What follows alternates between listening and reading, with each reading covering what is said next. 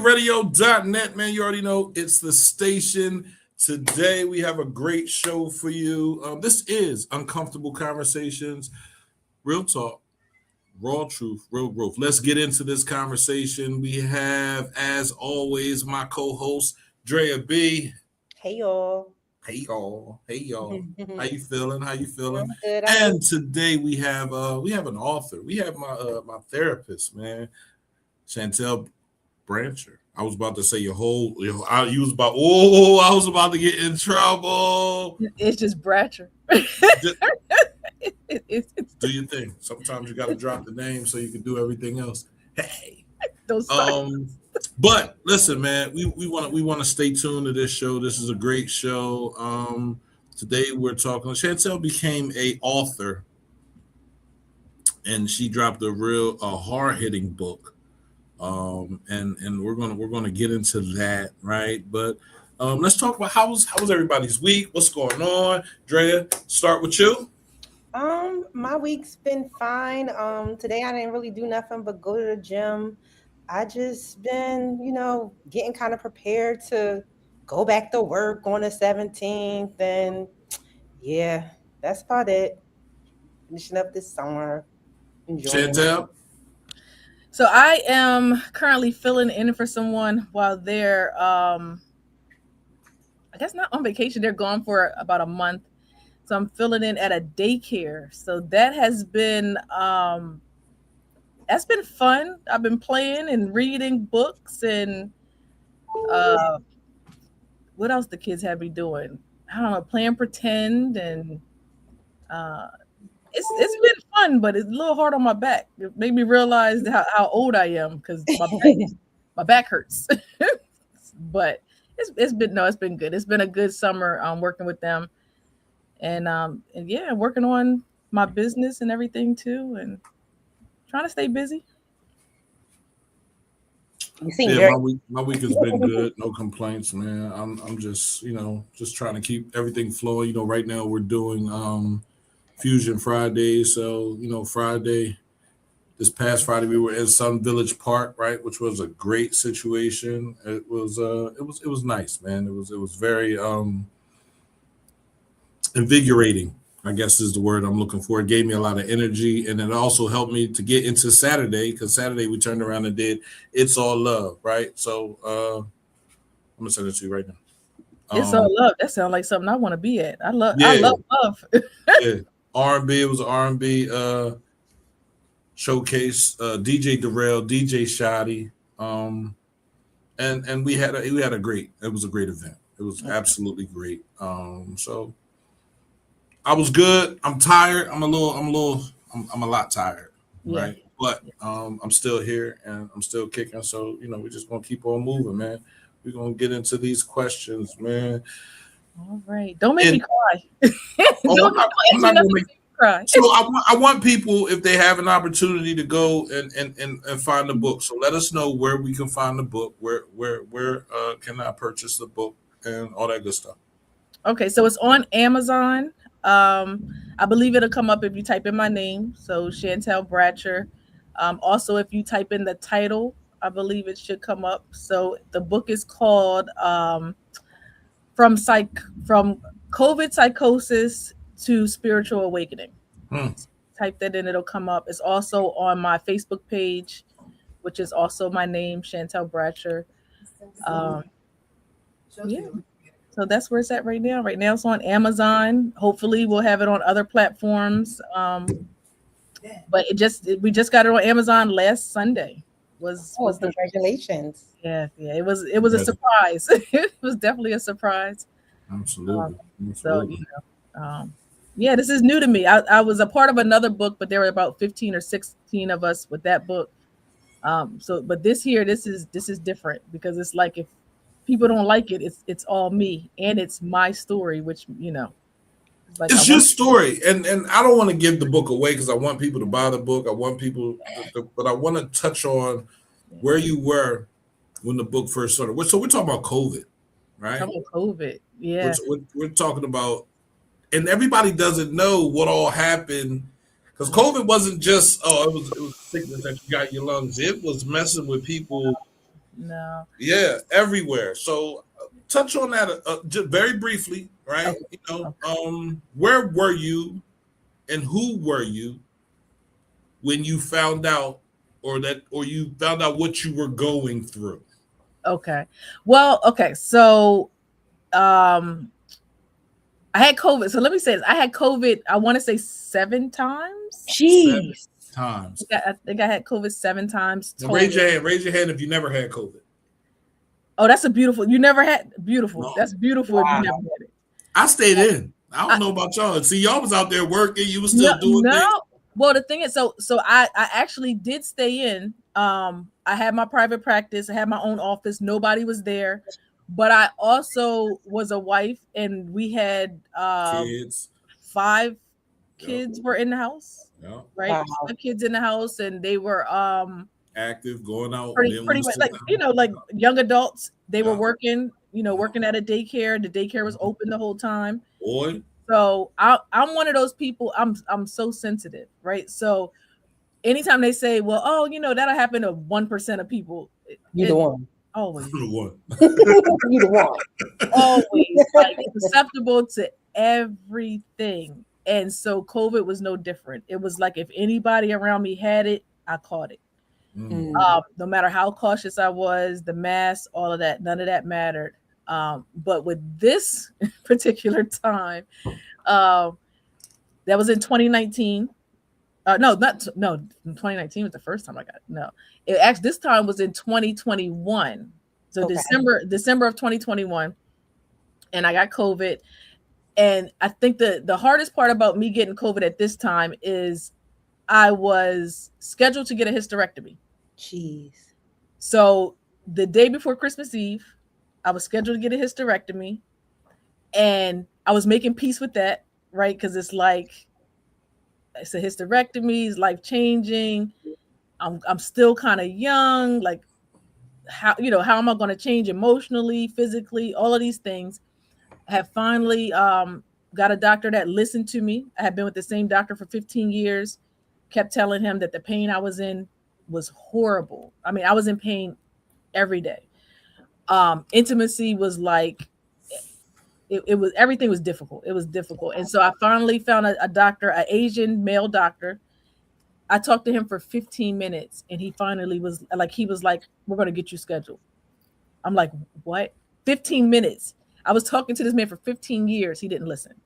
15 minutes. He said, you know what? Everything that you said makes sense. It sounds like you know your body. Let's get you scheduled. And so his whole thing was, you can't get COVID. You got to stay isolated. You can't get COVID. We'll have you scheduled right before Christmas.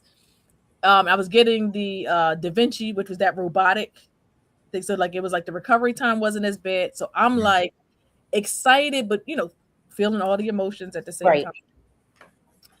And so around December, matter of fact, I think it was my dad's birthday, which is December 13th. I had a party for my dad for his birthday. We all were masked up, and like a couple of days later, my little one, like he was coughing and things, and then we found out that he had it. So it was, I had my little one with me, my daughter, my youngest daughter. We all quarantined. We were at the office quarantining, not knowing all 3 of us had it. Dang. Had it already. So that's when it started, so that's when it started. And then got to the point where it got closer to the date for the surgery. Even though I was still testing positive, they said I had quarantined long enough. I was still going to be able to do the surgery. They had to call me 24 hours before the surgery. 24 hours before my surgery, they called me to tell me that the doctor had COVID. Oh my goodness. So it was like, it was just like it was so much going on. And so I continued to stay at the office by myself, and weird stuff started to happen, right? Like it was like, it started with night terrors. I don't, so we talk about nightmares, right? And I've had nightmares before. I've had reoccurring dreams before. where the people change, but the dream stays the same. I've had that since I was a child. None of that ever scared me. Scary dreams, I would wake up like, oh, it was just a dream. I was having like it was a whole nother situation. It was like this is happening in real time. Your dreams are very vivid. This my dreams are usually very vivid, but this was different. Okay. So then when I say night terror, it was like this is happening. Wow. Like this is going on right now in real like this is I'm awake, you know what I mean? So wow. and so that's how it started. It was just like I'm in the office and it's like pitch black and there's a SWAT team outside the window and I'm in there. When I say terrified, I am terrified. I am wide awake, terrified, right? And it's pitch black in there, and I see this red light, and then all of a sudden, this SWAT team comes in. Their guns are pointed at me, and they're about to shoot me. And so I'm like, so at that point, after having this night terror, I stopped sleeping at night because I was terrified to sleep at night. But I'm not telling anybody this because I'm like, oh, that was a horrible dream. Like, I don't know what that was, but I'm not telling anybody. And so I stopped sleeping. It wasn't until a few weeks later, another situation happened. And basically at that time, I get to a hospital, right? Because I realized something's wrong. And they're like, well, when's the last time you ate something? Or when's the last time you slept? And I'm like, it had been like 10 days. What? It had been 10 days of not sleeping. It had been, I wasn't eating. I remember like people, like my girlfriends were dropping me off like smoothies, but I didn't realize I was like, I wasn't eating. I wasn't eating solid food. I was like tea and smoothies. And so I had like during that time, no solid foods I wasn't eating. And they were like, yeah, you're having these delusions because there's ketones in your urine. You're basically starving yourself. Jeez. And I was like, oh, okay. So I'm thinking that's the end of it, right? Like, oh, I starved myself. Let me eat now, get hydrated. I'll be fine. That was just the beginning. So basically I tested positive for COVID. I believe it was almost 2 months. That has to do something to your mental. Yeah. like yeah. Like yeah. So in this process, I literally I ended up in psychosis, which is crazy. I'm a therapist, right? So it's like I have talked to people in psychosis. I have supported people through mental health crisis, all of these things for me to end up in psychosis. Wow. And so yeah, it was a lot. It was a whole lot. It was, when I say life-changing, even to this point, like there's still, here we are, it's 2026. There's still things that I'm still dealing with. It changed everything. My family dynamic, my marriage, my relationship with my kids, how I view the world, what friends I keep around, like everything for me has changed. But what really changed for me is my relationship with God. Right. So at the time that I felt the most alone, God was there. I'm getting chills. I don't know if y'all get it. I have chills. God was present, right? God was taking me through it. Broken friendships, broken promises. Everybody that was talking and telling you how you were and what you did and what you didn't do and what you used to say and how you used to be. Yeah. Like I said, when you pray, and I did, right? And what I took from reading your book is that you went through a lot. Yeah. You know what I mean? And sometimes it takes us to go through a lot before we realize who we are. Right? Right. So the question that I have for you, what do you hope readers understand about themselves before or after they're finished reading the book? Well, I think the one thing is I've always known it's so funny, right? Because you're like, I'm special, right?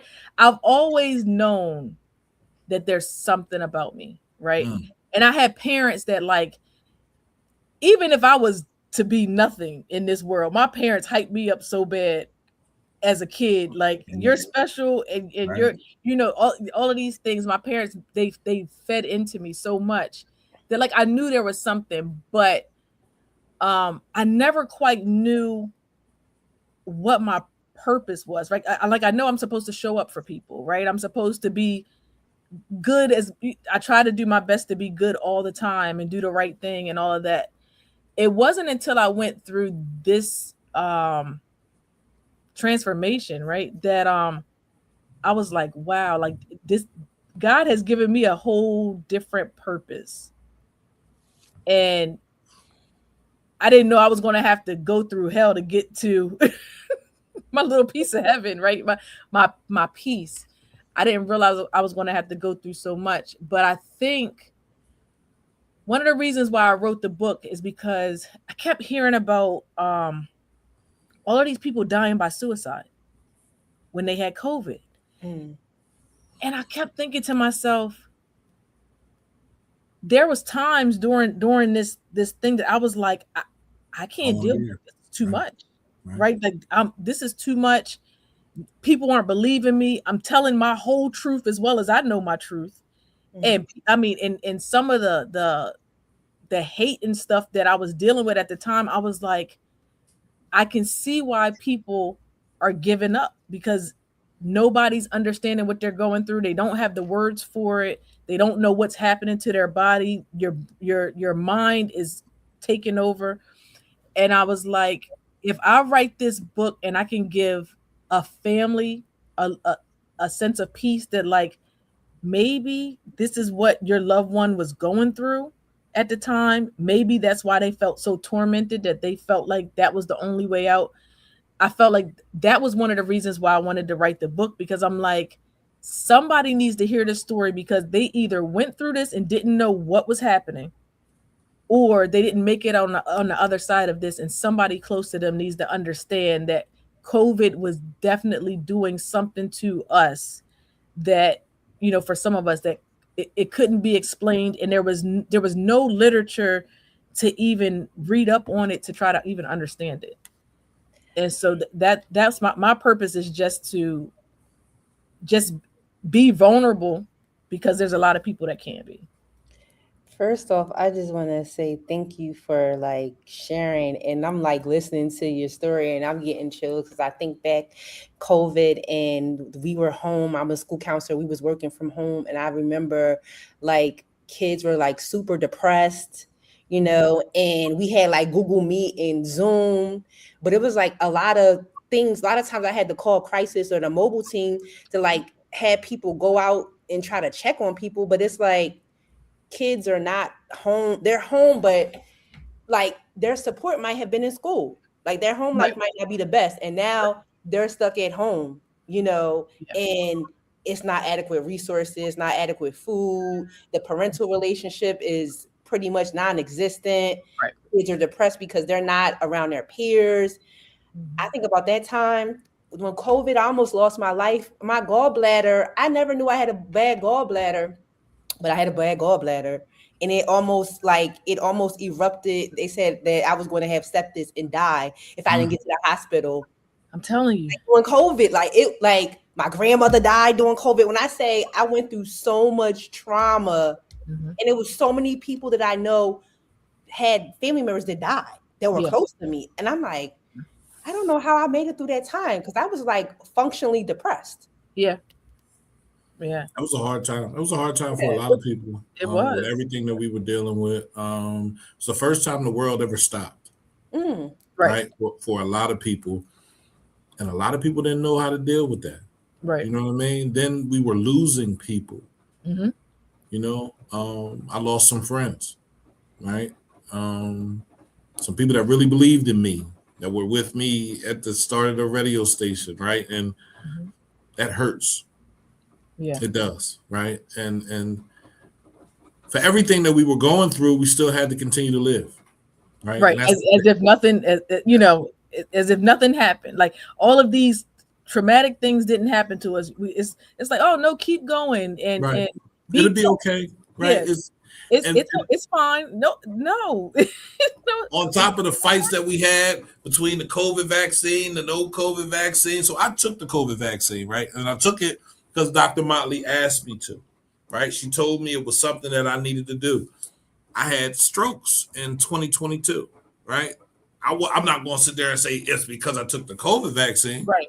Right. Could have been because I wasn't taking my blood pressure medicine. It could have been Yeah. because I wasn't seeing my doctor, right? So I don't know why, but I know how I felt afterwards. You know what I mean? I know that I felt as though, I couldn't talk, like literally, Wow. right? When I had my stroke, I'm right. And the thing is, you don't know. So the once I took the vaccine, I didn't take the vaccine until after this all happened, and that's because I started a job that required it. But we don't know what COVID did to us. Everybody's saying that the vaccine changed people, but we don't know how COVID changed us, right? We don't know. We don't know what we don't know, and nobody really. I mean, everybody had ideas of what they thought was going on, but then it was like you would hear certain stuff, and then months later or years later, it's like, oh no, that wasn't right. That wasn't the truth. It's something completely different. So I mean, it was a lot of stuff that we didn't know, and I took the shot. That same year, 2022, I think I took the shot in like September of that year. But right after I got out of the hospital, when I was hospitalized due to the COVID, I had to get a monoclonal infusion because I was considered high risk. And so with this infusion, I read now a lot of stuff I didn't remember. Like some stuff is coming back to me like now, or people are telling me stuff. A lot of stuff I in the beginning I didn't remember, but I do remember having to get that infusion. My husband at the time did the research, found this infusion, and it was for people that were extremely high risk. Mm-hmm. And when I went in there, I was in there with like 80 and 90-year-old. First of all, everybody in there was white. There was no people of color in there. Wow. They were 80 and 90 years old, and I had to go in there and get this infusion I had to sit there for, I don't remember, 4 hours, something like that. And at that point, I was like, oh, this is pretty bad. Right. As if everything I went through wasn't bad. I'm like, this is pretty bad. And I think it wasn't until maybe, I want to say it was like a month later, my daughter and I, we were on our way to my office, and I had took a nap earlier that day and had another night terror. And I'm like, oh no. I'm like, something's not right. And so I remember calling the emergency room, and I was asking for the, what was that? The medication that they were giving you if you had COVID. I remember at the time they gave it to Biden, and I was like, I need that medicine. I think it started with a P. I don't remember no medicine. I don't know. I wasn't taking no medicine. I took the vaccine. No, it was a medicine they were giving you, like when you got it. If you were, they were giving you this medication, but it didn't. The whole situation didn't bother me until this moment. So I'm in the car, and I'm riding towards Newark, and I called the emergency room, and I said, I think I need to come in. I'm having night terrors, and I had a bad bout with COVID. I've had the monoclonal infusion about a month ago, and the nurse says, "Okay, hold on," and she said, "You're having night terrors?" I said, "Yeah, I'm having night terrors." And she said, "Okay, give me a minute," and she put me on hold for about 5 minutes, and she got back on the phone, and she said, "You're high risk, so I need you to come in now." And for whatever reason, in that moment, I broke down crying because I was like, I'm high risk. I'm not sick. I don't have any medical ailments. Like there's, you know what I mean? Like I'm healthy. Like that was the first time that I realized how serious whatever I had been through was. when this woman told me I was high risk and I needed to get there immediately. And it was just like, and my daughter was in the car with me. I don't know if she remembers that or not, but like I mean, that was the hurt. I felt the most hurt in that moment because I'm like, this thing really changed my life. Like this is really, this is different. This is a lot. And yeah, it was a lot. So the book includes perspectives from your husband, your friends, your own reflections, right? Right. Why was it important to show the same crises through different through different sets of eyes? So one of the things that, being a therapist is like perspective is everything. Yes, right? Is.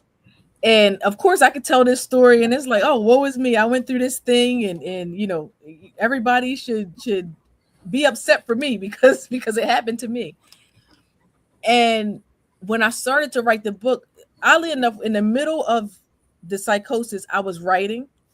I was recording conversations. I was taking notes. All of this in the middle of being out of my mind, right? I was gonna say Looney Tune, but go ahead. Out of your mind is cool. Out of my mind. And so when like a couple years had passed, and one of my best friends, I had sat with her and had her. She was just right, like maybe a month or two after I got out the hospital, and she said, "It's time. You should go ahead and write that book." And I was like, "I don't know if I want to write this book." And she's like, "Well, you should." I'm like, "But I don't remember anything." And she said, "Oh, I have it." I'm like, "What do you have?" She said, "I have notes." I was like, "What kind of notes?" And so she sent the notes to our friend that publishes books. Okay. And so when she gave me the packet, I started reading through and I'm like, "What?" I'm like, what?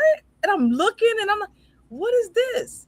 And then I started like looking at my phone and trying to see like what other information do I have? And I had conversations and I had like all of these things. I had notes on everything. Every conversation I had written down information. I had notes, I had recordings, I had all of these different things. And I was like, okay, well, I guess we're just going to put all of this information together without me being the central, like I'm bringing it all together, but I need to tell it in a way that like everybody around me was affected. And I get it, right? Like as hard as it is to get over the fact that like during this time you might have hurt some people's feelings or you might have said some things that I don't think I said things that shouldn't have been said, but I said things that people weren't ready to hear. Right? But when I say God was telling me what to say to who, when it came to family and friends and strangers, I was walking up to people in stores and telling them stuff. Like God was like, do this now. Like, I mean, the voice was clear. Like, you need to move now. Tell this person this. Wow. And that was happening like over and over. And so a lot of people were angry with me, right? Like, especially like people that were close to me, they were angry with me. And so I'm like, I'm going to have to write this book. And even with that, I'm like, I'm sure somebody's going to be angry or somebody's going to come back and say that didn't happen or that wasn't the truth or she made that part up.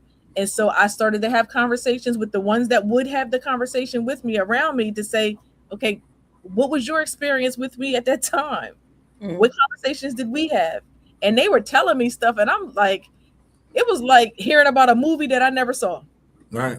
I was like, who did that? And who said that?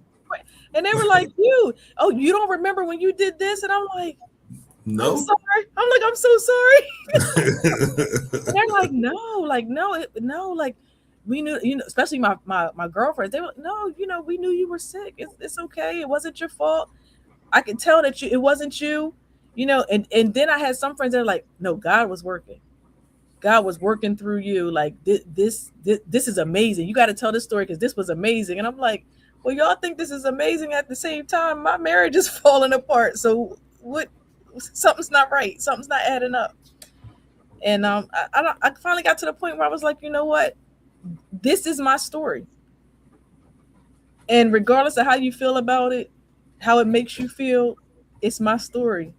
And if my story is going to save someone's life, then whoever's upset about it is going to have to be upset, because I'm at a point in my life now that I'm doing exactly what God tells me to do, when he wants me to do it, how he wants me to do it.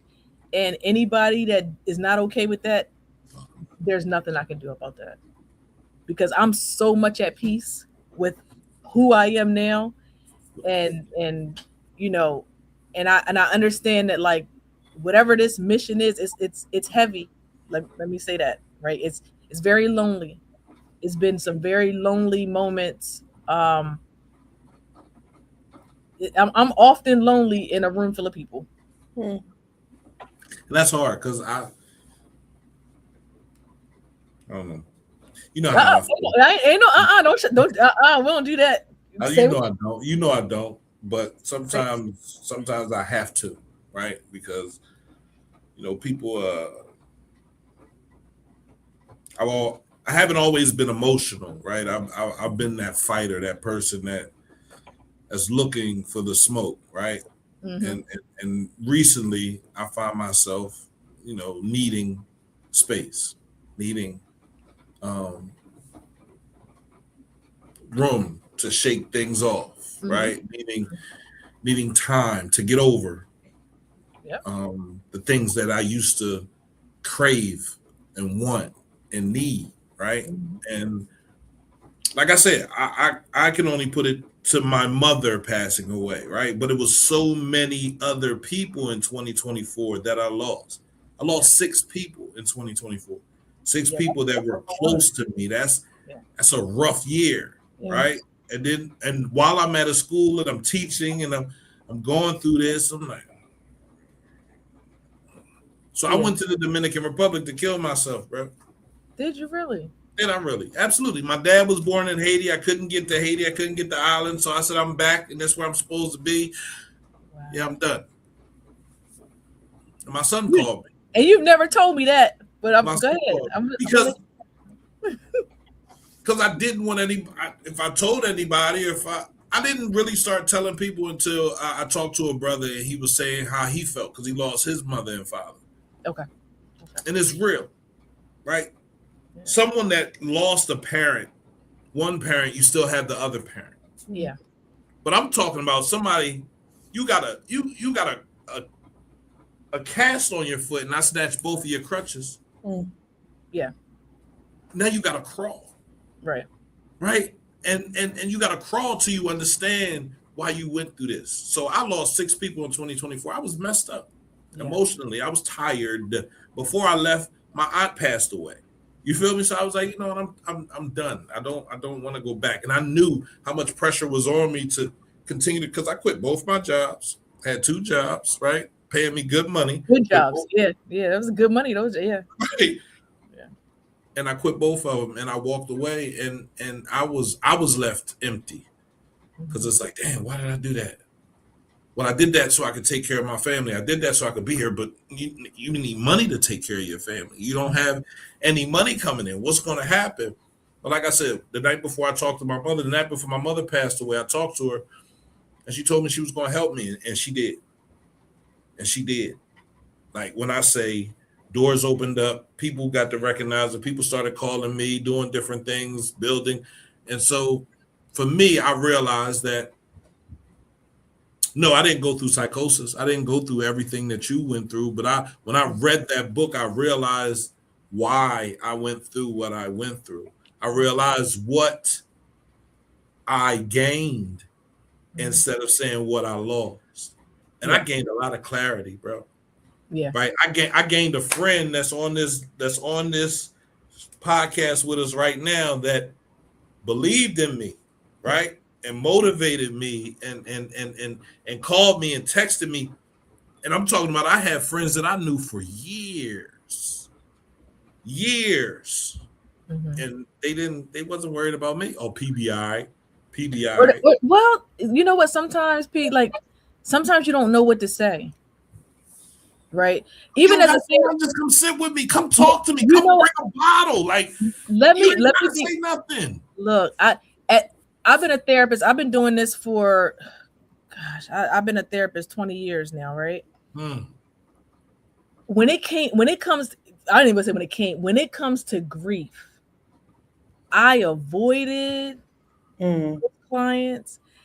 And it wasn't until I had a couple clients years ago and somebody referred that. So I'm big on, if somebody close to me refers you, I feel obligated to help you, because it's like, you probably went to them and said, you don't trust therapists and therapy doesn't work. And I don't really want to do this, but I need help. And so I started to, it was like 1 year where I got like 3 clients that like lost their kids. 18-year-old child, 20-year-old child, 21-year-old child. And I was like, I don't know how to help these people.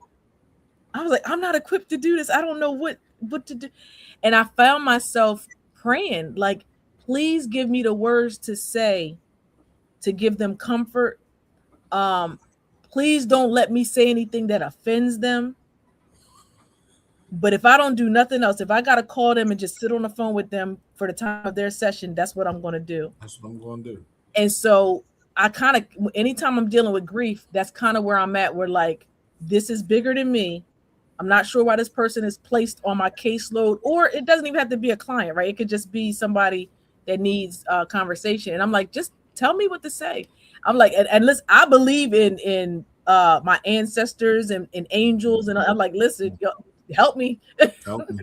God help me say the right thing, work through me so that this person can get what they need. Because I don't know what that feels like. I don't know what it feels like to lose a parent, right? Like at this point, shoot, I have 3 fathers and a mother, right? Like currently, I have a biological father that raised me, my stepfather, and not including the grandparents and that kind of thing. Like, I don't know what that's like. I don't know what it's like to lose a child. So I've always been like, what am I supposed to say? What can I say? What makes me so special that I think I can enter into your life and make a difference? But that's with anybody, right? As a therapist, I'm like, okay, I have a couple degrees and a license, but what qualifies me to come into your life to tell you that I can help you work through some things? What is the main skill a therapist should have? I feel like empathy. Not just empathy. Authenticity. I think you just need to be able to listen. You need to be able to listen. But here's the thing. One thing that I've told people over the years, once I realized it, is people ask, well, how do I know it's the right therapist? I said, well, first and foremost, there's 2 types of therapists. There are therapists that are educated, and there are therapists that are called to be therapists. Depending on what you believe, right?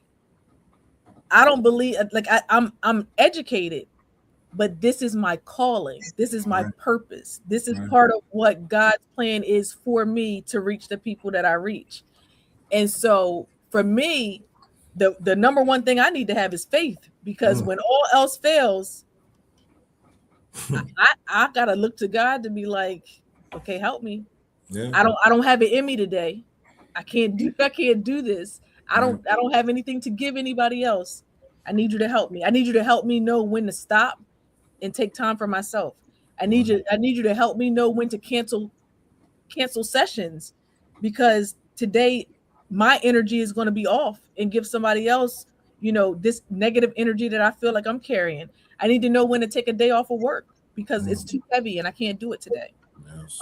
So for me, it's faith. But I guess when you're talking about the people that are therapists because they're book smart, I guess the number one thing they need is to be able to actively listen. And I think you have to have morals, right? Because you have somebody's life in your hands. I do not take that lightly, right? Like, you trust me so much that you're telling me stuff that you would never tell anybody else. Stuff that you never admitted to yourself. It's only sat in your head. And you're going to give me that information. If I'm not morally sound, I could do so much damage. So did you have a question after psychosis, after you went through all this, whether or not you were morally sound or of the right mind to continue to do therapy? So I had my private practice at that point. I was only working in my private practice. Uh, I just started allowing people to come work in my practice last week because I have doubted and questioned and been uncertain about even having a group practice. Wow. Until recently. Right. Right. I had a couple therapists that were friends that they worked under me, but I knew that they trusted me because during that time some financials got messed up. Right. Absolutely. I had some therapists that didn't get paid, and I wasn't well, so I don't know what happened. I don't know if it was something that the company did. I don't know if it was something that the biller did. I don't know if the insurance did something right. So after that, I was like, I can't bring somebody in and I don't have the money to pay them because this can never happen again. I felt like I still feel bad to this day with, one or two people where it was like they didn't get paid and the insurance didn't pay us. And I didn't have the answers on what happened. I was like, I don't know. So I'm just now bringing people into my practice. And even with them, there's still people that are friends and that I trust because I'm like, I need them to trust me to know I would never mess up your money. I would never do anything to not make sure that their services were taken care of. So I'm to this point, I still question it. I have not had more than 10 clients since I got sick with COVID. Like I'm still a little like I'm not going to say scared. I'm not scared anymore. But I'm very cautious. Apprehensive. A little bit. Yeah. Bit. And there's nothing wrong with that, right? Yeah. Like, cause I'm like, I lost my whole mind. I don't want to lose it again. I don't know if that's possible, but I don't want it to happen. So I balance it, and like I said, and I took a job. I took a full-time job, and I've been at that full-time job for 4 years. All right. I was not trying to interrupt you because I have so much to say about everything. I can resonate with a lot of stuff that you said. I never been through a psychosis, but I've been through things that I felt like I was going to lose my mind. You know what I'm saying? And I feel like at those very times, that's when I felt the closest to God.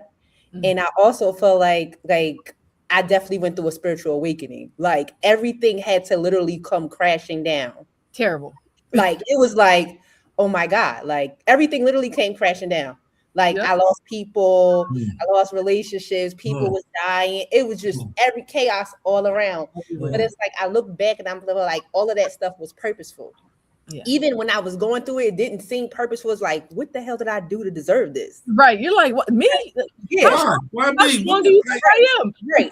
Right. I was like, I was questioning God. I was in a real bad way. But I look back now and I'm like, all of this happened for a reason. But when we're in the thick of it, it's just like, I'm losing my mind. Everything is crashing. Like, I just want to get out of this season. Yep. It's like, are you kidding me? it's like I try to do everything right. What the hell is this? But I feel like once I'm like, ease up on me just a little bit, bit. No, he has to put the pressure on you. But I feel like, boy, go ahead. I feel like it's a rebirth though. After that, like after you get through the storm, you really go through a rebirth, and you like appreciate things that you probably didn't appreciate. I feel like your pattern recognition is more like, I feel like when I went through like certain abilities, like it's so funny you said I always knew I was special. It's like certain things that I really like, I'm like, certain abilities I have now, I'm like, if I would have never went through that, almost lost my mind, I really wouldn't have been able to tap in. So it's like I'm listening to your story and I can resonate a lot with it. So see, I like that. That's the point. I like that.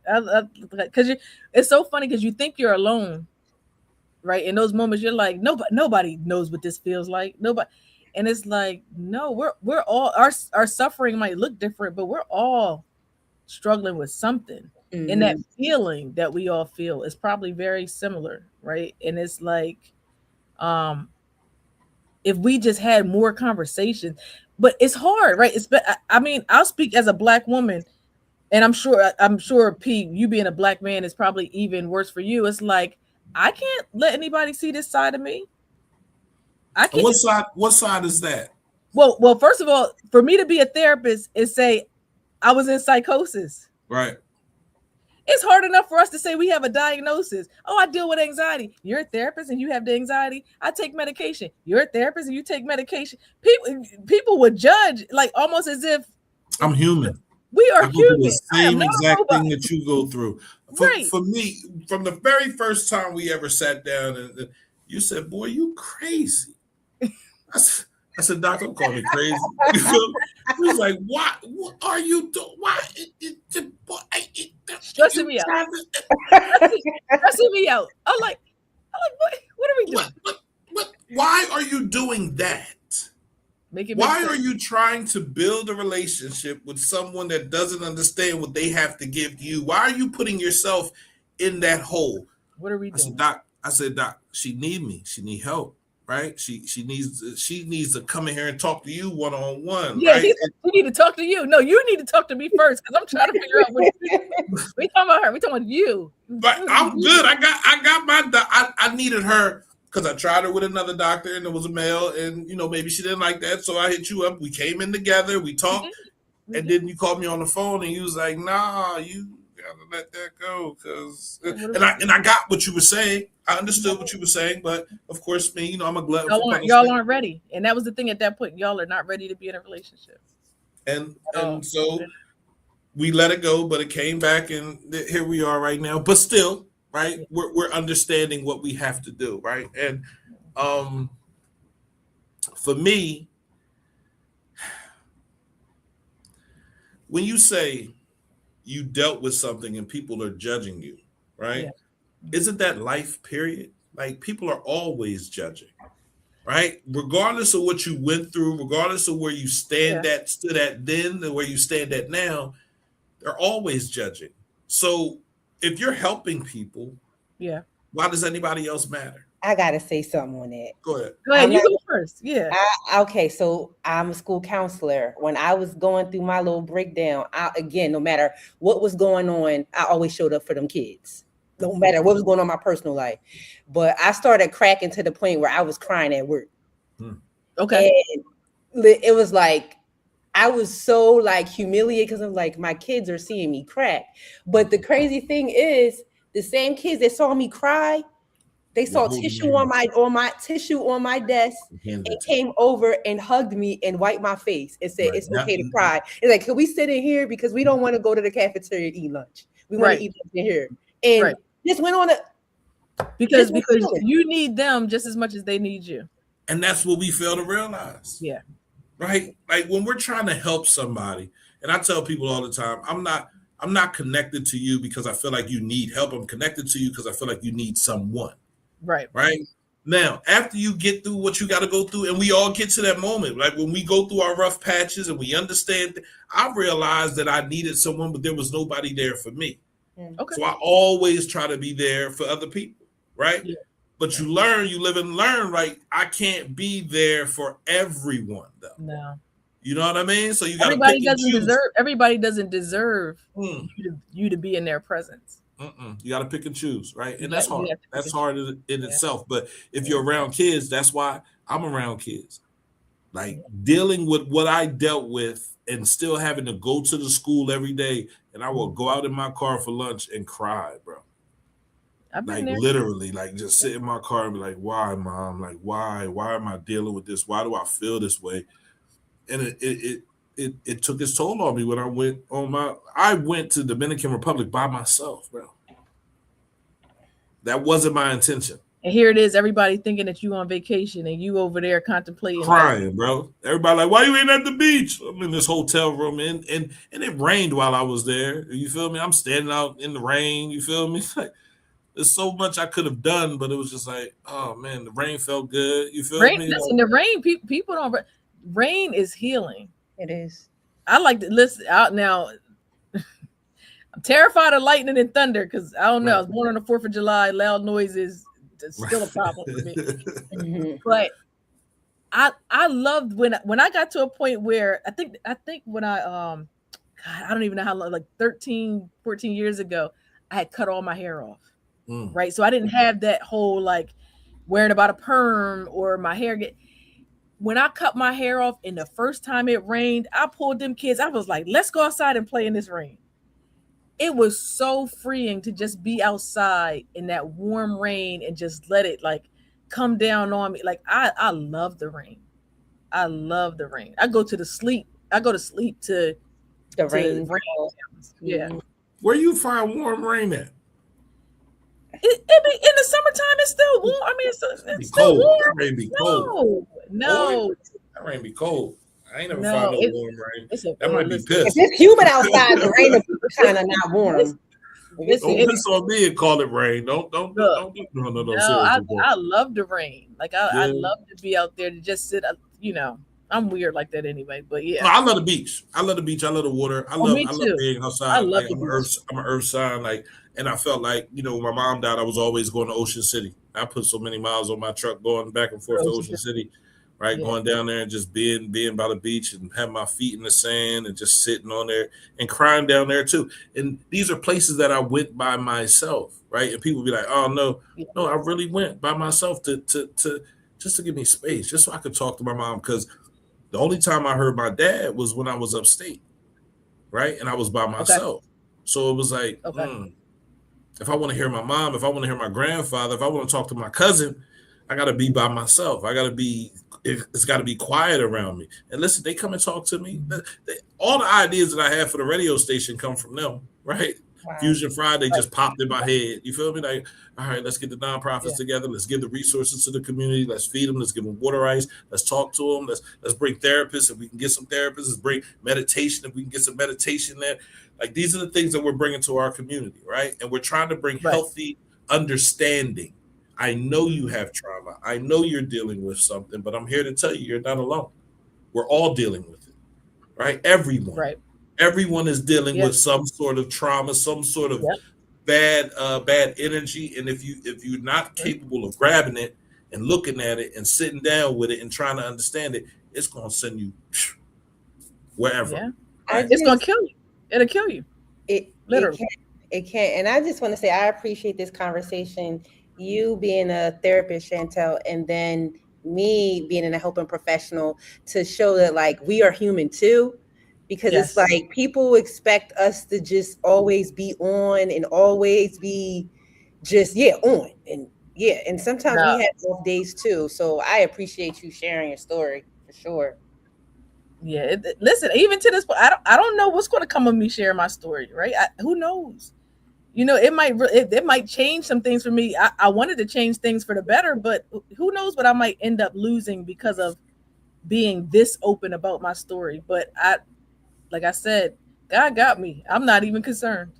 So you already lost, right? So we're going to talk about that. I'm lost. Right? I lost a lot. Yeah. Do you believe your marriage was damaged primarily by the psychosis, or did the crisis expose problems that were already there that you really didn't pay a lot of attention to? You just dug right into it. Yeah, she know I'm going to. You just dug right into it. I don't know.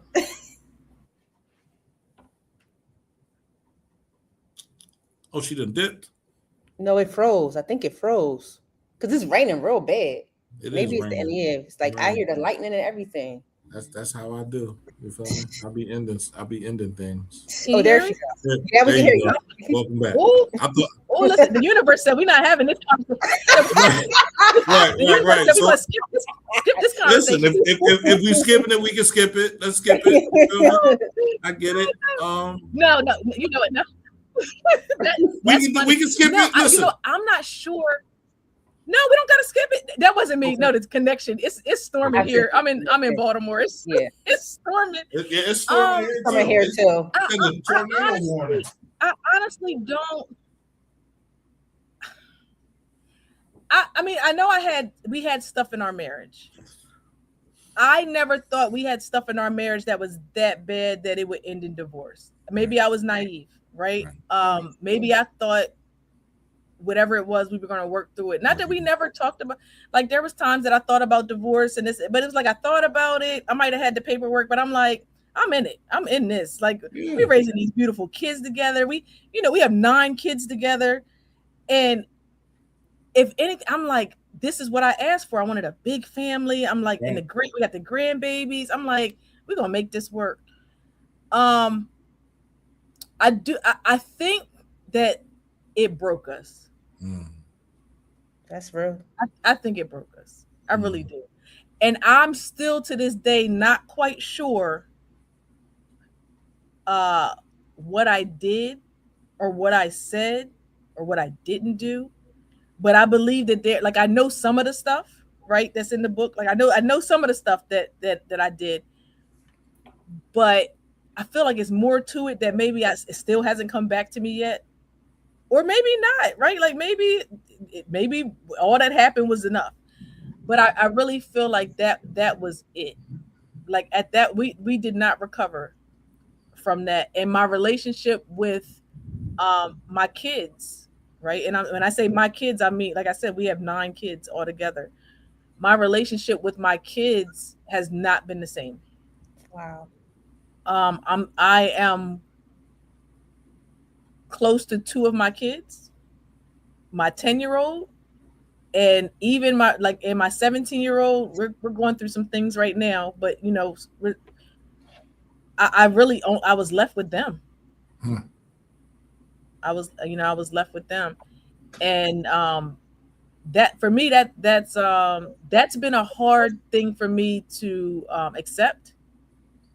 But even with that, I'm like, maybe this is still part of God's plan. Maybe there's something that I don't quite understand yet.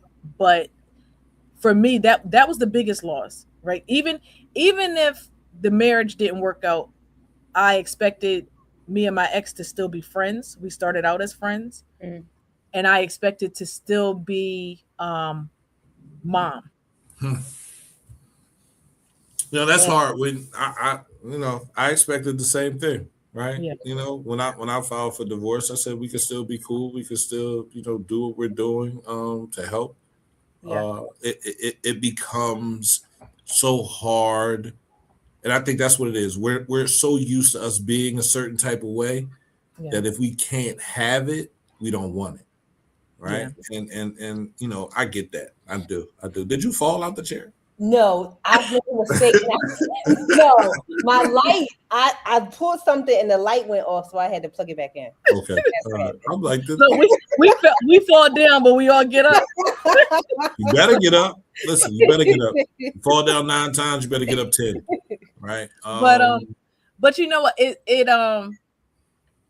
It's funny, right? When I wrote the book, you have to describe yourself. Right. And I think I went back and forth for 2 days because I said, "Oh yeah, I'm a therapist and I'm a mother and I'm a this and I was like, and I'm a wife." I was like, "Wait, I'm not a wife." But I was like, "But I am a wife, right? Like I'm not married anymore, but I am very much a wife." A wife. Right. And I haven't even looked at the book to see if I took that out. I think I took it out, but I struggle with that, right? Because I was like, I am a wife. Like I do this. Like I got this wife thing down. Maybe I wasn't the right wife for him, but somebody's going to wife me up. Somebody's going to want you. Absolutely. One day.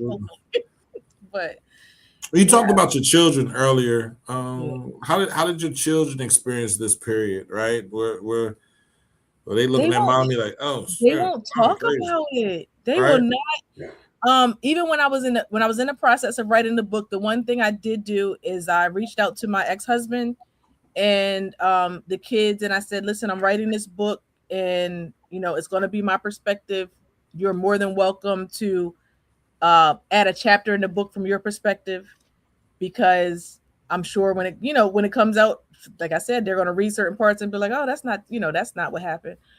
And the reality is some stuff I don't know what happened. I don't even know to this day. I still don't remember. I don't know. And so nobody really wants to talk about it. I did ask my daughter, my Angel, my daughter that's 17. I said, do you remember like when I was sick? I was like, do you remember some stuff? And she says, well, all I remember is you kept putting on all these clothes, and before I went to school every day, you would come to the door and you would say, take my picture. And I was like, what? And she was like, yeah. I said, well, what kind of picture? And she went in her phone and she showed me this picture I had on. It looked like, you know how like a person that's homeless will put on whatever somebody gives them. I don't know what I was wearing. And she said, yeah, you were posing. You said, take my picture. And I'm looking at this picture like, really? She said, yeah. She said, mommy, she said, every day you said, come take my picture. And I'm like, and you took the picture? She was like, yeah, you told me to take it. I took the picture. Yeah. I love you. I'm scared. You feel me? What will happen if I don't take the picture? Yeah, you know what I mean? We have never really talked about it. And then when my book came in last week, my mom read it, and when I walked in her door, she was in the process of reading it. She was to the last chapter, and she said, she looked up at me and she said, "You went through a lot." And I'm looking at her like, "Well, what you mean? You were there?" She said, "Well, you just went through a whole lot," and it was the reality of like, nobody is going to get that full picture. Mm-mm. I don't have the full picture, and nobody else does either, because it was so many different things to so many people that witnessed it, that like, you're going to hear probably 30 versions of this story. And so, yeah, that's crazy. That's crazy to me. Do you feel like you fully have forgiven yourself for like the things that happened when you were not well? I think one of the things that, like I said, there were some things told to me to tell people their truth. And I don't know that when I did that, I don't know if I was very tactful, just like caring, right? Like it might have just, and I don't know, like I don't know if I like eased them into it or if it was like, here's the information. Like in my mind, I thought I was just, being kind of graceful with it, like, oh, you need to know this, but I don't know that or how it was received. And I think that some of the stuff that was said, I don't know if everything was 100% true or not. I do believe that most of what I was told to tell people was truth. It might have been distorted, but it was definitely truth. And I think that some of the stuff that was said, people need to look more into what was said and why it was said. And there's some missing pieces that they might need to figure out for themselves. I don't know that I wanted to be the person to give that information to certain people. I get that. What would you tell families who are loving someone through psychosis, but are afraid, exhausted, or hurt? I want to tell them to be patient, but I can't really imagine what it's like to be on that other side. Well, you know what? No, I'm not going to say that, because I've had a situation recently that I witnessed it, right, with somebody very close, and I won't say who, for her own protection, but don't take it personal, right? Because sometimes when people are in psychosis, they say mean things or they say things, and it might have been, it's almost like in psychosis that all of those things that are in your head that you would never say out loud come out. Wow. Right? So it's like, I might not mean this thing, but at some point I probably thought it. And we all think crazy stuff. Like, let's not pretend. I don't care how educated, or I don't care if you're a doctor, whatever role you have, these titles and things, pastor, whatever. You've thought some crazy stuff in your head, and it's like, as long as nobody hears this that's in my head, I'm okay. I feel like psychosis takes off the filter. Wow. I was about to say that. With that being the case, whatever they need, make sure that you're well, right? Definitely make sure that you're well to be able to help that person, and know your capacity, right? Know your capacity, but get them professional help. Get them to where they need to be. Get them to a hospital if that's where they need to go. To a nurse practitioner or a psychiatrist if they need medication. To a therapist if they need to talk it through. But get them wherever they need to be to get the proper care that they need. So one, it doesn't fall on you because it's too much for you to deal with it by yourself. And two, for them to get the help so that there's no, the least amount of harm is done as possible. Physically, emotionally, spiritually, get them to where they need to be. And be patient with the process and be present if you're able. But try not to leave them, because if it wasn't for my family, certain people, if it wasn't for my girlfriends, my siblings, my parents, if it wasn't for these people, I don't know if I would have survived any of this without that constant love when I'm like at my worst. And I believe I was at my worst. You know, on the outside, it looked like I was at my worst. Right. When God started intervening, it was a beautiful, beautiful. Oh, I saw things that I'm like, it was amazing. But yeah. You write in your book, you're not broken, you're just rebuilding. When did you begin believing that about yourself? That I was rebuilding? Yeah, that you weren't broken, that you were rebuilding. I never thought that I was broken. Okay. I just didn't understand what was happening. Mm-hmm. Okay. You know what I mean? Never thought that I was broken. Like I said, I've always understood that I have a purpose.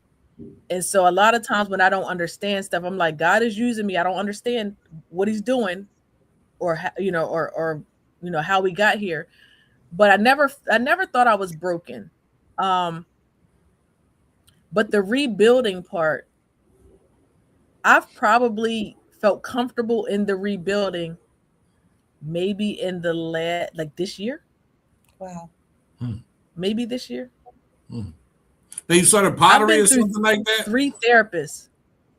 You started pottery? No. I started getting into my word. Okay. Started studying more. Okay. Started being mindful of the company I keep. I started trying to date. It's hard. It's a lot of piss in the pool. It's pissing. It's you might as well. This is what I understand now. I'm not worried about the outer. I'm jumping in the pool. Right? You got to go in. See, we be outside the pool trying to talk to people, looking cute and stuff like that. Now you got to get in the water. And you got to swim away from the people that are on the wall. You know, people sit on the wall, just put their feet in. You feel me? They be like, hey, oh yeah. No, jump in the pool. Get in the water. Right. Well, one thing, I don't know how to swim, and it shows in this dating pool. I can't swim, and I can't. None of. You're not going to drown. You are a shark. You are a shark. You're not going to drown. Man, listen. You are. I do believe that there's somebody out there for me. Yeah, but you got to get in to find them. You got to get in the water to find them. But timing is everything, though. Got to get. He might save your life. Timing is everything. But here's the thing. It's weird though, because a lot of people that meet me, first of all, I'm all over the place, and you got to be used. Like I don't fit in any one box. I'm like Disney princess, want to ride a motorcycle. She got a motorcycle. Like my mom be looking at me like, whose child are you? Like I'm so all over it. So to try to put that in a bio for a dating site is a struggle. No, I do believe that I think I know who my person is. I like to think that I know. I think that the problem is with the person or persons who I think God has sent my way. I think some things feel because listen, they have the right to choose. Right? They have the right to choose. So I think that there's 2 people that if they'll have me, not at the shoot. I mean, nowadays, now you sound like me. Now you sound like me. we can work it. That one lady had 2 husbands and a boyfriend. I mean, I'm just saying. No. So there's 2 people that like. One I think is it's not. I don't think it's going to happen. And the other one, if fear doesn't take over, I think we might have a beautiful thing getting ready to happen. Right. But that's the thing. I think a lot of people are not used to the type of person that I am. I'm so authentic. Like I'm whatever I say it is, that's what it is. I don't lie. I lie, but I don't. You know what I mean? But people don't trust that. People are like, she full of shit, or she's crazy. And I'm like, listen, I wrote a book on psychosis, so it's there, but it's okay. If I need medication at some point, I'll take it. If I need therapy, I'll go. If I need to be hospitalized, this is the hospital I prefer to be taken to.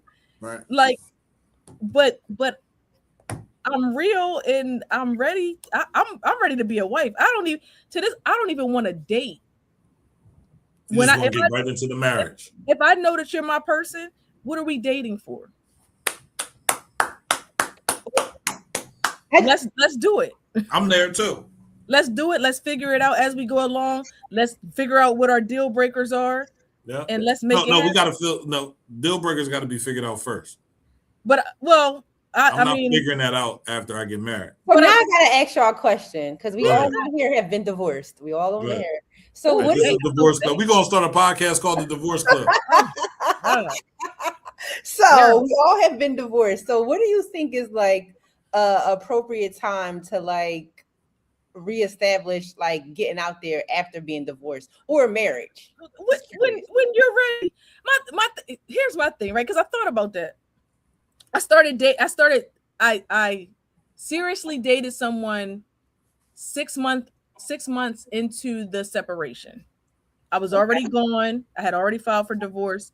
Okay. And I started dating someone, and it was somebody I knew. I had known him since college, and we had a very strong connection. It was a beautiful thing. Mm-hmm. I'm going to say that it was too soon for me because it wasn't until I received the divorce papers that grief hit. It wasn't like my marriage was done. I wasn't worried about going back. That wasn't a thought, but it was like I grieved my family unit because I realized that like I wasn't going to have that same relationship with my kids anymore.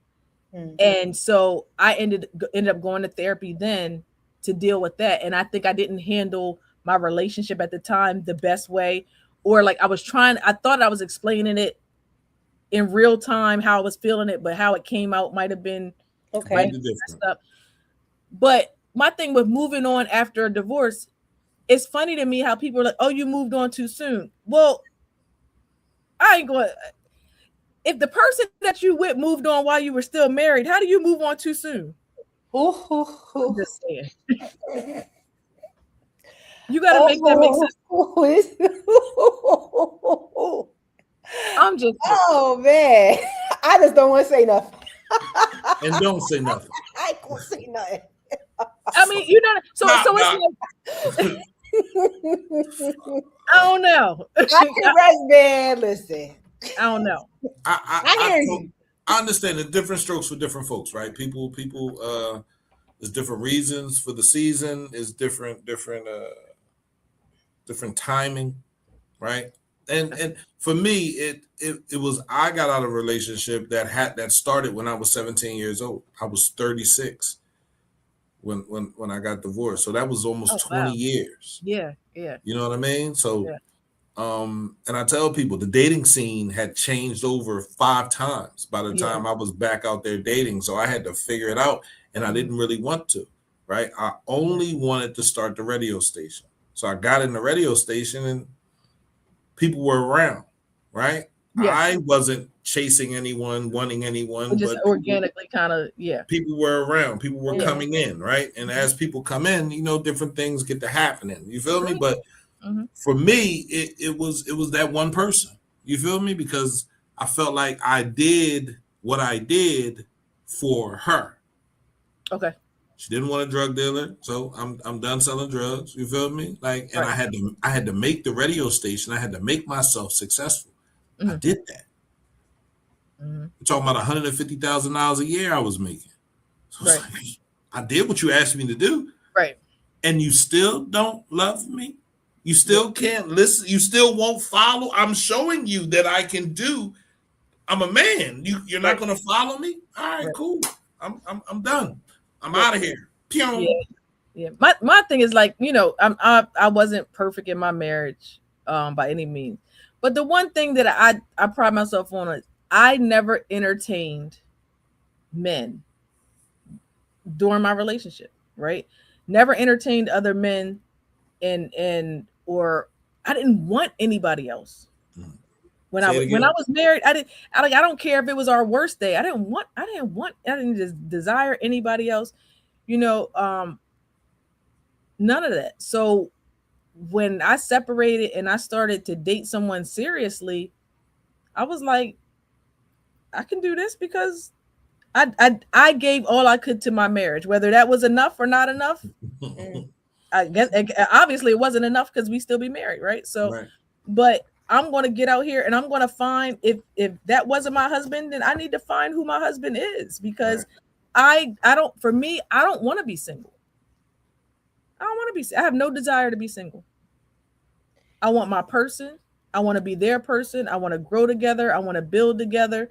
I want someone that I feel comfortable following when they lead me. Ooh, that's important. I need somebody that knows how to lead a leader.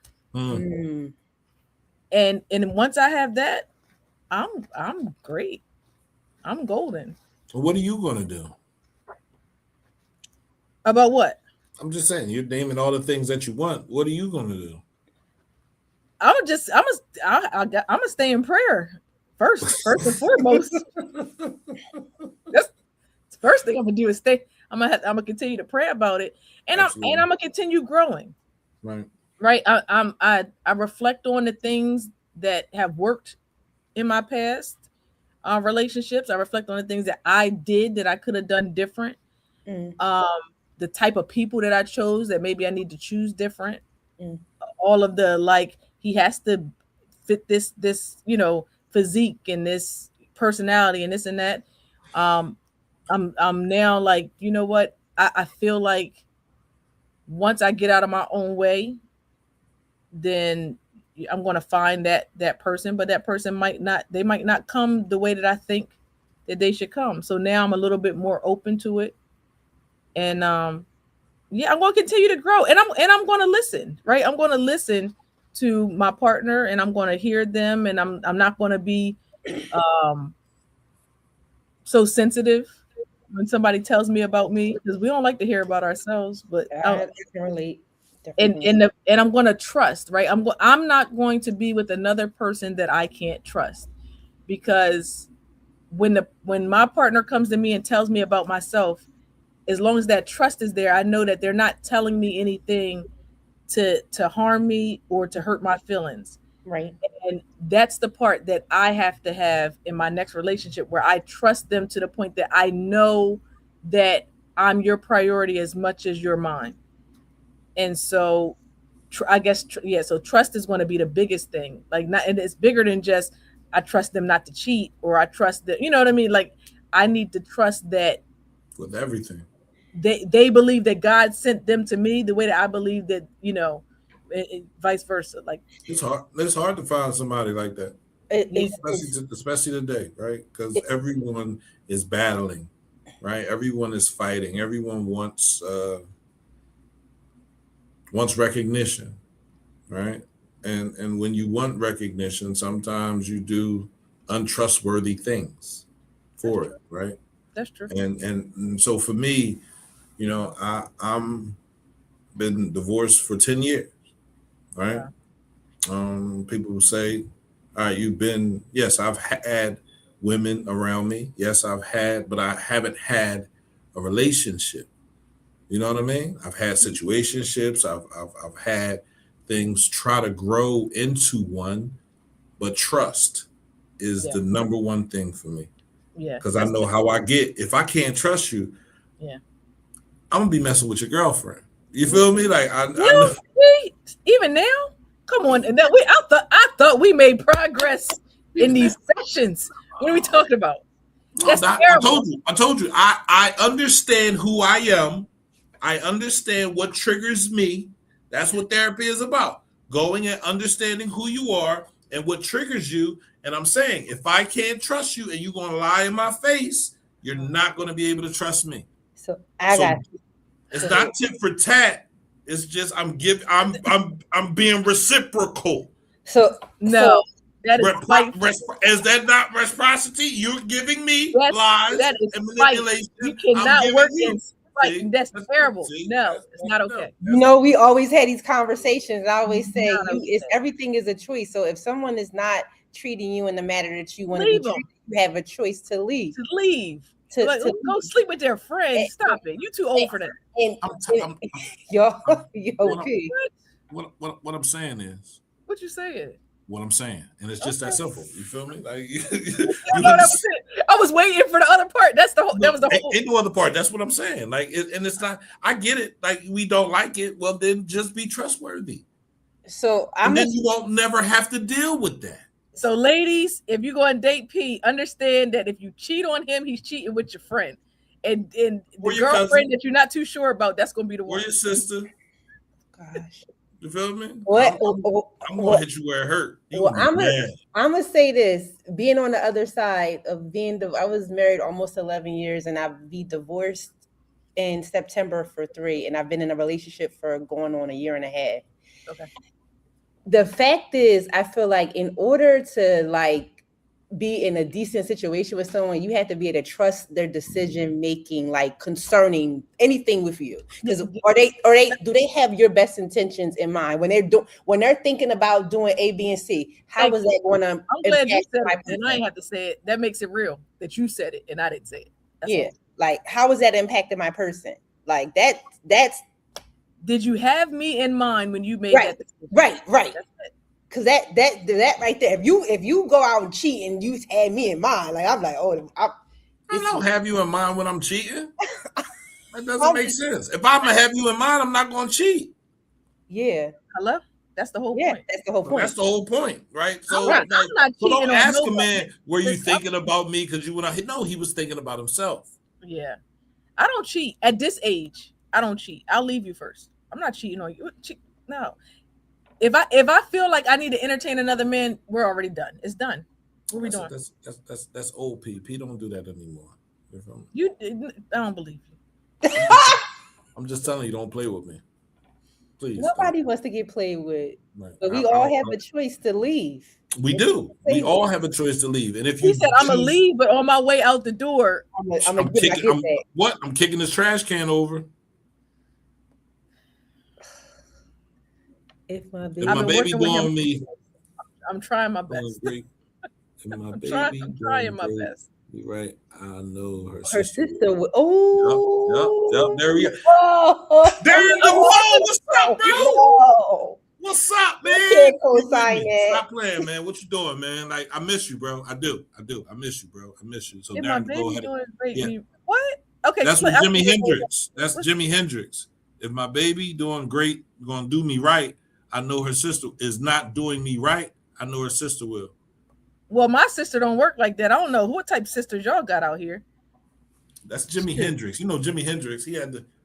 You feel me? That's right. My sister would never. You let a man with the fingers that can do all that. You feel me? Like, if my baby don't treat me right, I know her sister will. I messed that up. My baby don't treat me right, I know her sister will. Absolutely. Okay, I thought it was. I was like, I might be getting a little sleepy because I was like, what the. Well. What's up, bro? How you feeling, man? Be good. Oh yeah. Darren DeVoe, man, we need to talk, man. You need to come back, bring the show back, man. Stop playing with me, man. But I appreciate this conversation. You feel me? I miss your energy at the station. You know what I mean? I miss coming there. I do. I'm so far now. I'm down. You see how we do it. You can do it right on here, right? Yeah, this works. Well, listen, I got I told you, we got a podcast coming. And we're gonna get together on that. I'm always open to a conversation. I appreciate you two being my first interview about the book, right? Because I don't know how this is going to go with these interviews or if I'm going to get any other interviews. But like I appreciate genuine conversation and yeah, I'm just glad that my story even made sense. You know what I mean? Because I felt like I was so all over the place that I was like, I don't even know. You were all over the place, you know, and I had to go back and read again. You feel me, to make it make sense. And but what I'm going to tell you, it spoke to me, and it made me look at myself and what I went through, and how I felt, and what I was thinking, and what I lost, and what I gained, and how I feel. Right? I went through all of those emotions reading it. So I appreciate your candor. I appreciate you being able to tell the truth and not worrying about how people would look at you after you said what you went through. Right? Yeah. So I always support people that like to say how they felt and how a situation made them feel. Right? Yeah. And I thank you. I appreciate you, Chantel. I truly do. Thank you. For your pre-warnings, for your red flags. You know, I ignore all red lights, red flags. I run them. You feel me? I'll figure it out on the other side. That's just. He's a work in progress.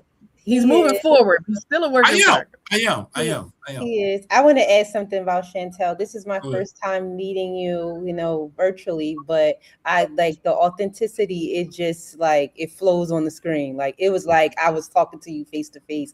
I really enjoyed the conversation. It's just good to be able to have like these uncomfortable conversations, and for you to be a clinician and being able to be this open, like that takes a lot of courage to do that. So I'm very, very proud of you. Thank you. I appreciate y'all giving me a safe space to do that. Yeah, absolutely. You know, like I said, I I always said when you rode the bike up here, brought your helmet in, I said, you got, okay, all right, I understand, right? So it's something about a woman that rides a bike for me that lets me know that she understands who she is and she knows what she wants, right? Because it's not a lot of women that are comfortable riding bikes. You know what I mean? But the women that are comfortable, not being a passenger, but steering their own bike, they have a lot of they got a lot of heart, right? So I appreciate your heart. I appreciate everything that you went through and how you came out on the other side. Still the same person that I remember, right? Unchanged, right? Unchanged to the naked eye. Because if I didn't know that if I didn't read that book, I wouldn't know you went through this. Because you didn't call me and tell me anything. You feel me? I didn't know you had COVID 7 times. I know you went through psychosis. I didn't know you were dealing with all this. And while you're dealing with all that, you're going through a divorce. When you told me you got divorced, I was like, what the hell? What happened? What happened? You was like, we got to talk. But we never talked. I was still trying to figure out what happened. I'm like, I don't even know. I was there, but I'm not really sure. So like I said, anything you need, you got me. I'm here 100%, right? Hit me up. Whatever you want, whatever you need, I'm here. And thank you, P, for being a connector. Like I said, it's like when you introduce me to people, like I really never know like much of their background. And then when I talk to them, I'm like, yo, I really like this person. Like, right. Oh, so you like me is what you said. Oh, you like, okay. Well, now that I know that you like me, let me know. Let me know. Let me know how to be of assistance. Yeah. Because I'm just saying, because I didn't know anything. I didn't know anything about you. He didn't tell me anything about you before. You just said we're having a guest. She has a book, and that was it. That was it. So I just came. Y'all thought my screen was frozen. I know y'all did. It looked like my screen was frozen, didn't it? You like that? I'm just staying still, right? No, I love where this podcast is going. Uncomfortable Conversations. Drea B Uncle P.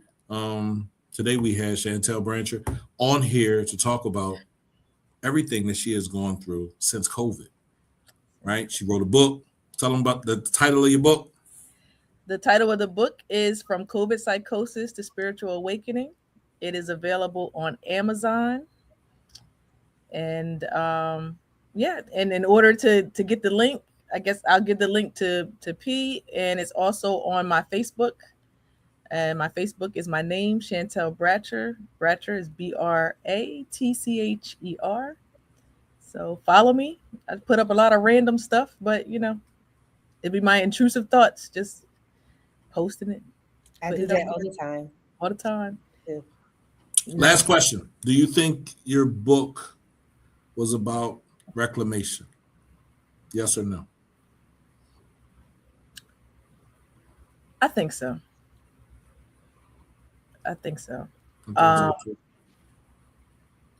Yeah. Because if it wasn't, I wouldn't have felt the sense of relief that I felt once I knew it was on Amazon.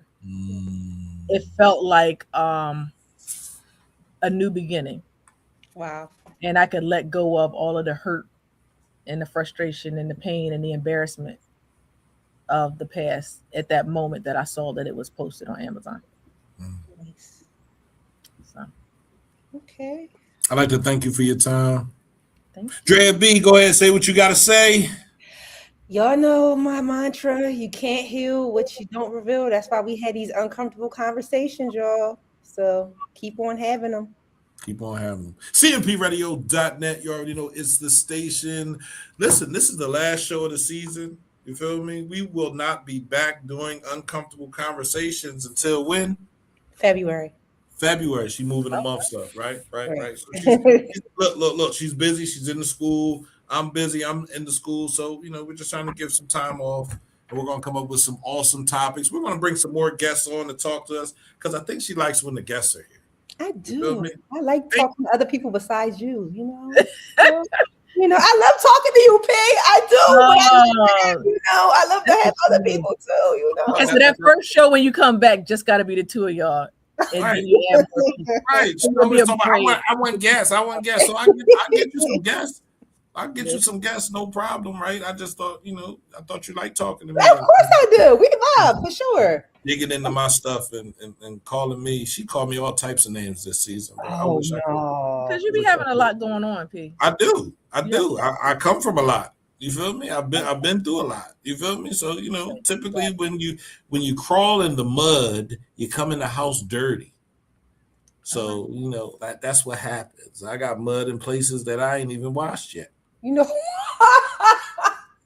That's just how it works. I've been in the mud for years. You feel me? But I am trying to come out. I am trying to clean myself off, and I'm trying to be a better person. I am. Trust me. You are. I am. Right. Just bear with me. Bear with me a little bit, man. CMPradio.net, man. I want to thank everybody for tuning in. Make sure you tune into all the podcasts that we have on the station. And Darren DeVoe, come on, man. Bring your show back, man. I miss you, man. I truly do, man. Let's talk, man. My number is still the same.